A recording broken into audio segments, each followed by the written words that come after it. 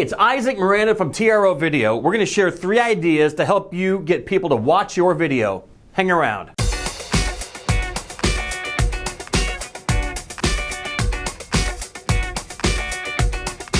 Point number 1, the opener has to be fire.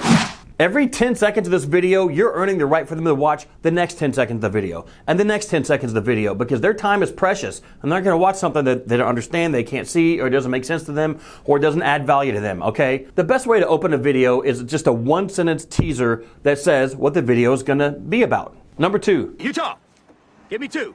Lighting and sound. So if the shot's kind of dark, suddenly you can't see it so good and they're like, oh, there's another video I wanted to watch. I'm out. I'm out of here.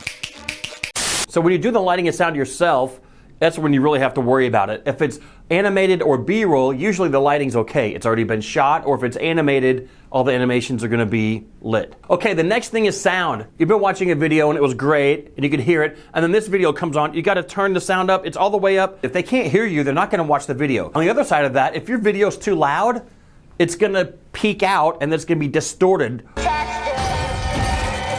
So an easy fix on the sound thing is just to watch several videos and watch yours right after and just see if the levels are kind of close. Number 3, you need a shtick or a joke or a gag or something to make it interesting, okay? Hardly anybody out there in the wide world of sports really wants a straight, corporate, we're so serious video. So what you could do is make a joke in the beginning of the video and then make your points and get through it all, and at the end, pull the joke back in. Oh, it's so funny, they're still talking about that.